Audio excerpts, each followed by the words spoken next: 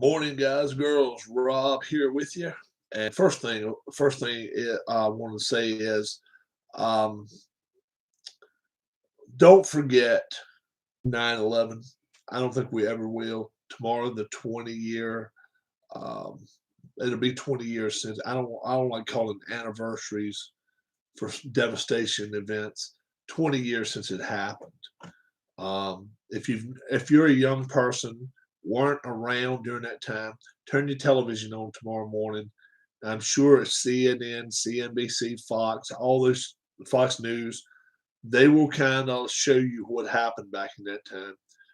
If you lived it, you don't have to live it again, but at least get an appreciation of what um, happened on that day.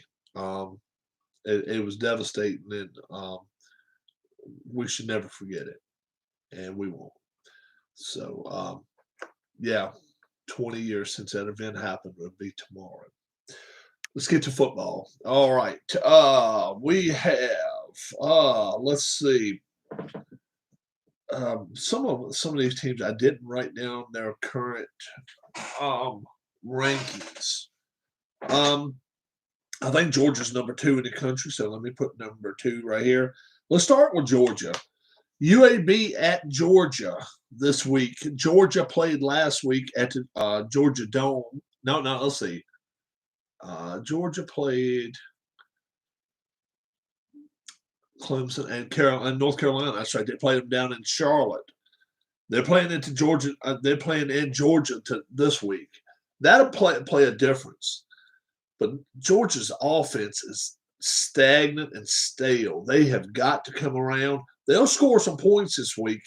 I'm just not sure if UAB will score much. I think they'll put 1 or 2 on the board as far as touchdowns or field goals or something. I don't think Georgia covers here. This is one I like UAB to cover. Georgia wins it easily, 33-16.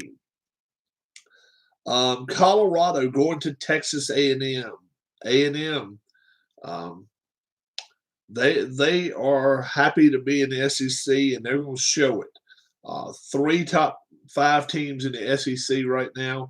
They're not going to fall out of the SEC top. They're not going to fall out of the top 5 this week. They're going to cover. 17.5-point favorite. I like them 44-24. I like A&M in this ball game. Notre Dame, they're hosting Toledo. Toledo at Notre Dame. Notre Dame looked good last week, but they had a second half lull for about 12 minutes, and you cannot afford to do that. I don't think they'll have that lull at home against Toledo. 44-10, 16.5-point favorite. They're going to cover, and they're going to cover easy. Notre Dame wins over Toledo, 44-10. Let's see. Ball State at Penn State. Penn State, number 11 in the country right now. 22.5-point favorites, way too much. Way too much. They'll win 35-21, but they will not cover. Take Ball State in 22.5 points. Way too many points. Penn State wins. They won't cover. Middle Tennessee State at Virginia Tech. Virginia Tech, not even a top 25 talk about at the beginning of the season. They beat number 10 North Carolina, immediately thrust into the 19th position in the top 25. I think they're a little overhyped and overranked right now. I don't think they're as good as people think they are, but Middle Tennessee State is not very good either. I think Virginia Tech covers 19.5 points here, 41-17 on 9/11. Virginia Tech will get the job done. We got South Florida at Florida, and I've said all along, I thought some of the SEC teams were a little overhyped. Georgia's one of them. I think Florida's another one. But they're at home. Their home opener against Florida. They win against South Florida. They're going to win. They're going to win big. 28.5-point favorites. They're going to win this one 55-10. I like them in this game. Eastern Michigan at Wisconsin. Wisconsin's a 25.5-point favorite. Wisconsin has got to push them around this week. They have got to show the other Big Ten teams that they will run the football first and 10, second and 10, or third and 10. 56-10, Wisconsin slaughters Eastern Michigan. Texas at Arkansas. Texas, number 15 in the country, 6.5-point favorites. They are going to squeak by this week. 24-17. They will cover. But boy, oh boy, is this one going to be one where the Texas fans are going to be saying, oh my, not another season like this. I think so. Texas is going to win, but they're going to barely win this ball game. Appalachian State at number 22, Miami. Don't forget, Miami lost last week. No. Let's see. Derek King, yeah. Miami did get beat last week. They're 8.5-point favorite right now. They're going to cover. They're going to cover this easy. 53-25. They maybe even put more on the mojo than that. They're gonna run with it, and they're gonna run with it big. Miami wins this ball game. Georgia State at number 24, North Carolina. So Virginia Tech bypassed North Carolina. Carolina falls from 10th to 24th. 25.5-point favorites at home. North Carolina is. All I can say is, if you got a scorecard, make sure you got a good pencil, sharpen it, and a sharpener nearby. Carolina is going to put some on the board this week against Georgia State. 60-23 is my guess on this game. Stanford at USC. USC is 17.5-point favorites. Ludicrous here. I think USC is going to squeak by winning this ball game. 28-24 over Stanford. 17.5 points. Take it with Stanford and run to the bank with it. UNLV at Arizona State, 32.5-point favorites. That's another one I think is ludicrous as well. UNLV last week played a tough first game. They're going to play this one tough. They're not going to beat Arizona State. Arizona State will win 44-20, but that's not covering. That's not near covering. If you're going to take the cover pool, take UNLV in the ball game. Now let's get to some other games. Utah at BYU, number 21 Utah, 7.5-point favorites. They're going to get upset this week, folks. BYU wins this ball game outright, 35-33, upset special. Utah in the Pac-12 will get beat. Iowa at Iowa State. Iowa State are 4.5-point favorites. Guess what? The last 5 times these two teams met, Iowa has won it. They're going to make it 6. They're going to go to Ames, and they're going to beat Iowa State 30-27. Iowa over Iowa State. Finally, the biggest game. Let's see. Hold on. This afternoon, this evening, Kansas at Coastal Carolina. Coastal Carolina favored by 25.5. They win 44-20, but they don't cover. They're going to come close, but I don't think they're going to cover. Finally, the biggest upset there is. Oregon, double-digit underdogs at Ohio State. They have one double-digit loss in the last 2 seasons. They're not going to lose by double digits tomorrow to Ohio State. I think they win this game. They're going to go into Columbus and actually beat Ohio State. Oregon, number 12 in the country. They're not lightweights. Ohio State, number 3 in the country.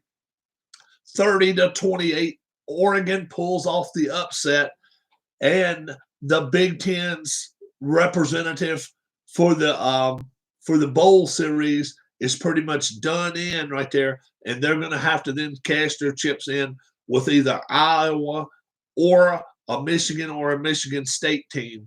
But their chips are going to fall right here with Ohio State, and I'm not sure this will be the only game that Ohio State loses this year. I think there are multiple team loss this year. They can't afford it, especially with the Big Ten in the position they're in right now. What's up, Larry? I think they lose. I think they lose.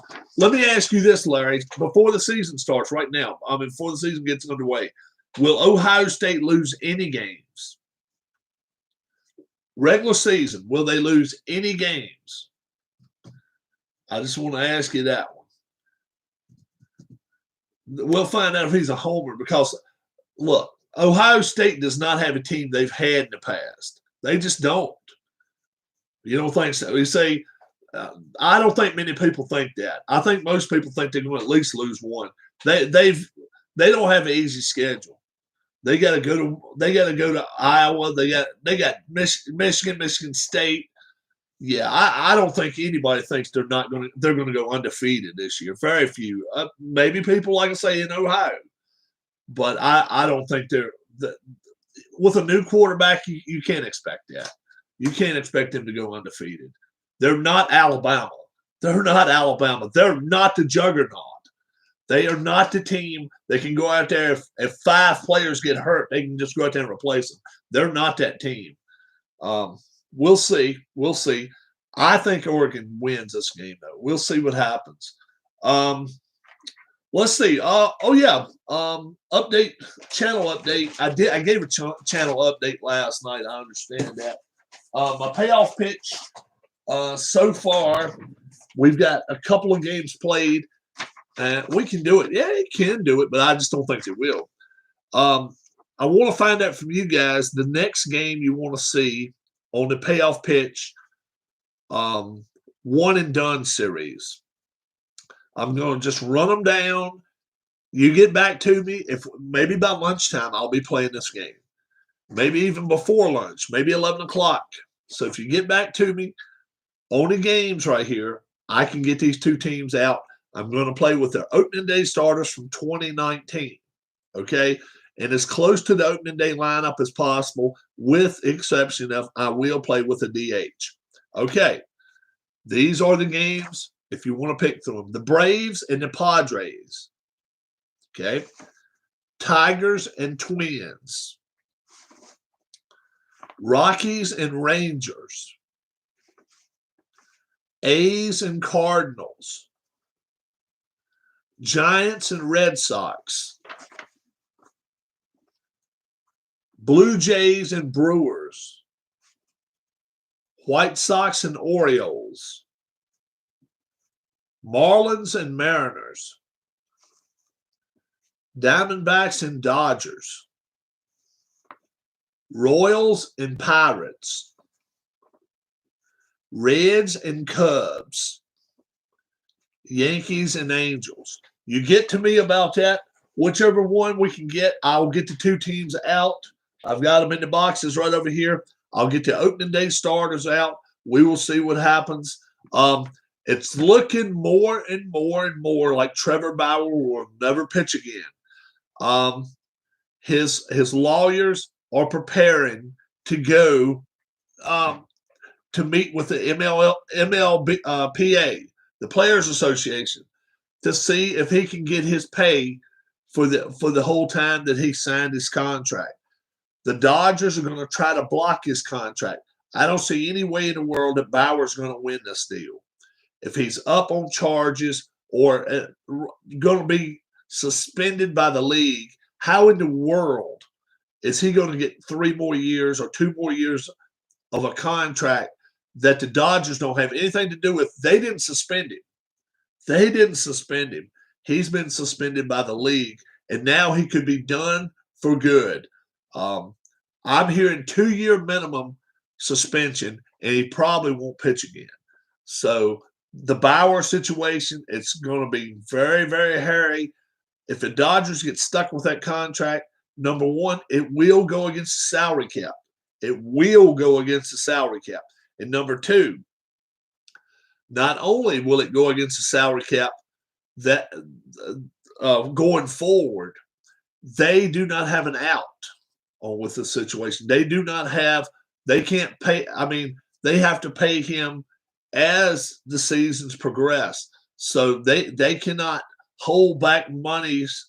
They're going to have to pay him like a player on the field if he wins his case. I don't see him winning it, but we'll see what happens there. I will see you guys back around 11 a.m.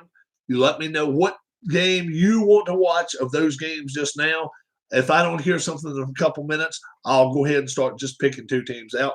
We will play with the DH, and National League teams, a National League home team will be playing. They'll be playing their games in an American League park in just the opposite way with it. So no home field advantage, but they will get to play in different parks.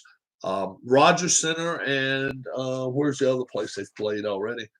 PNC Park will not be used. Rogers Center and PNC Park. Other than that, they can go wherever and play. I'll see you in just a little bit. Thanks for joining me, guys. Thanks, Larry Harris, for being here. Larry stuck with me through the chat. I appreciate that. And I hope anybody and everybody out there will be watching the baseball payoff pitch, single game elimination. Who is the best team in 2019 with the best pitchers? Have a good one. We'll see you soon. Bye-bye.